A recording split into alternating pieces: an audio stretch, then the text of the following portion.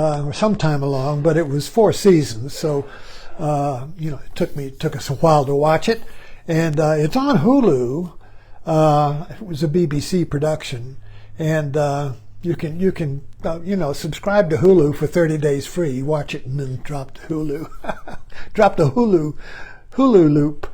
Anyway, so I finished watching Eve last week, and it's been nagging me. It wouldn't let me go. There was a sweet sorrow to it. And I'm going to, if you don't want to hear how this ends, well then click off. But I'm going to talk about the movie. But it's not really like a mystery that if you know who did it, you don't want to watch it. No, I want to give it a frame. I want to frame this movie so that you see, so you can penetrate it, so you can go beyond the movie and the surface of it, the story, the movie. Oh, it's just a movie. So great movies are veils, or waterfalls, or a Maya. You have to penetrate the movie. And if you can't, and for me, if I don't get the aha and grasp the whole movie in its essence, I get a nagging feeling that there's something I'm missing. But with this movie, I wanted to watch it again, and oh God, watch it again. But it wouldn't let me go. It was a nagging feeling that wouldn't let me go. I think that's a song in the movie, in the box, on prime time. There's a song, this nagging feeling that won't let me go. So this is what the movie was leaving me with. So today, I'm talking to it with my wife, at the breakfast table. I got it. I saw it. It doesn't mean that I know who did it. It means that I got to another level of it. So let's just get to the Killing Eve. This was an intriguing title. Killing Eve, is this the Eve of the Bible? Or the character named Eve, this woman who was a detective, MI5 or whatever, but they were trying to find this assassin named Villanelle. And she was labeled a psychotic. But so it's a dialogue between Eve and Villanelle that goes through the whole thing.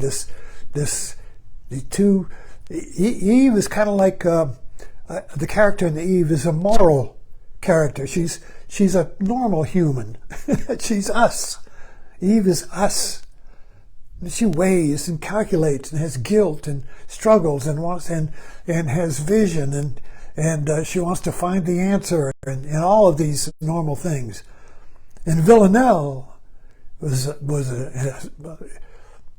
an enigma. She was beyond human. She was an innocent, a lovable innocent, yet a ferocious killer, an assassin. So she was all things. So you have this character, Villanelle, which can't be categorized. She can't be brilliantly played by Comer, whatever her name is, Jodie Comer. But she is just all things. Happy, sad, puzzled, but an enigma. You can't put her in a category. Eve, you can put in a category. She's like us. See, these two dimensions. Eve and Villanelle. And the movie the title is Killing Eve. Well, what Eve is being killed? Is it the Eve, the character in the movie? Or is it the Eve in the Bible? When you say Eve, we all know who refer back to Eve in the Bible. So what was important about Eve in the Bible? Well, of course, she was condemned. Everybody says Eve deceived Adam, and it was Eve who got humanity kicked out of the garden, so we wander forever looking for the garden, looking for home, looking for unity, looking for our lost soul, our beloved, or whatever. We're looking, we're searching, we're wandering. Thanks to Eve. Thank you, Eve. Why'd you bite the apple? Adam you just went along with it.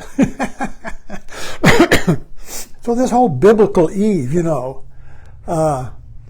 is a reference. So it's like killing Eve. We're going to go kill the biblical Eve too? Who is that? So this is ambiguous. This is all kind of like tied up together metaphorically. Oh, that's what I love about metaphor. It ties opposites up together, so you can't really string it out in analysis and chop it up into blocks of categories and understanding.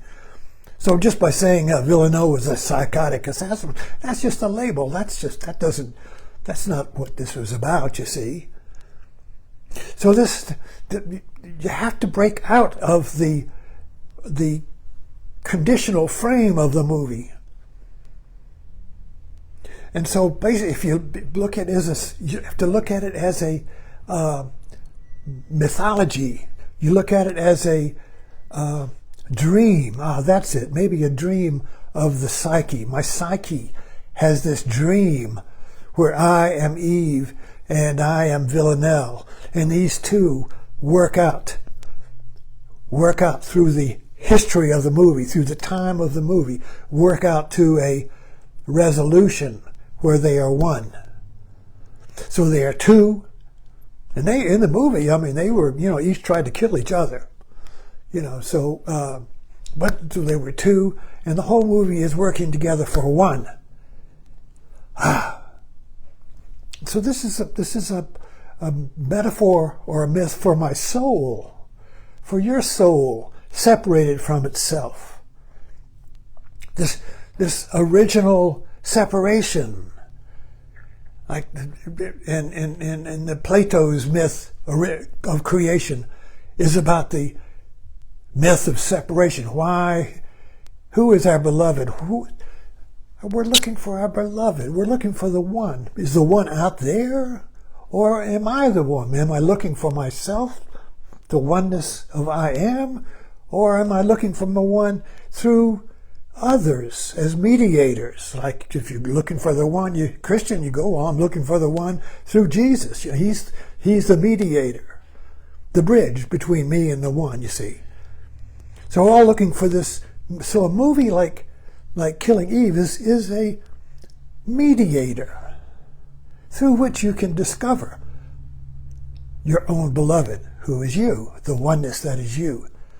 So the movies like this, not all movies, of course, but great movies, and I'm putting this up in the category up there with, it's a TV series, but it's up there for me, like with Avatar and Star Wars, and you know, it's that has the dimensions of the universal search for oneness, which is the core of all movies, search for the beloved, but the ending of Killing Eve was, at the end, they finally achieved the goal of killing the 12, this conspiracy and all that, you know. But Eve and Villeneuve fell in love, and at the end, Villanelle faded away. I mean, she was killed in the end, but she faded away. It was in the water she was killed. And she faded away like a dream. Like DiCaprio in the Titanic, fading away.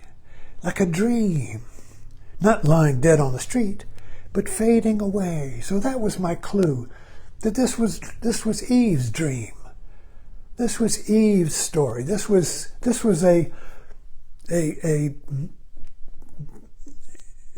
a dream of Eve, where she resolved the conflict created by biting the apple of the tree of good and bad. So we all bite that apple. What is the apple that we all bite? It's the discriminating mind. It's the mind that weighs everything. Is this good or this bad? Should I do this or that? Is this the right one? How do I look? It's this discriminating that chops everything up into what's weighed. Is this useful? Is this not useful? Should I do this or that? Is this good or bad, up or down, in or out? Everything comes in this split, you see, and the apple divided. the apple's divided into this or that, and everything comes divided. Well, before Eve bit that apple, there was unity.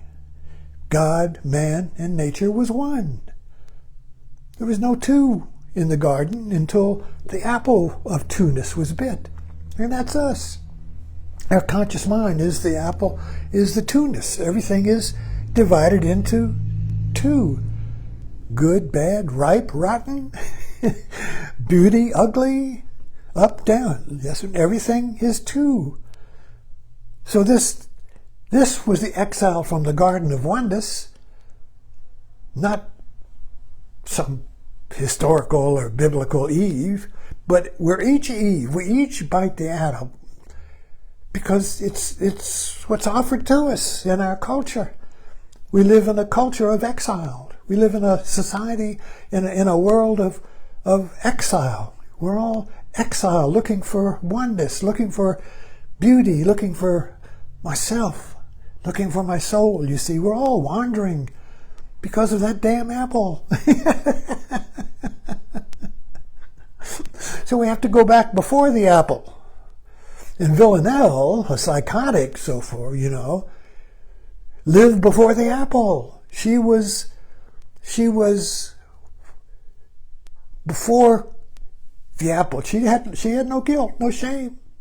She just did instinctively, with gusto. If it was killing, she did it, loved it, whatever. She was all things, you see. So she was like before the apple, and Eve, the normal person, was after the apple. And so the movie progresses to the point where the two Eves are one. The Eve after the apple and the Eve before the apple were one. And when that was achieved, the liberation was achieved, the oneness was achieved, and then Villanelle could fade away like a dream. The work was done. Eve was liberated. Thanks for dropping in. I feel better now.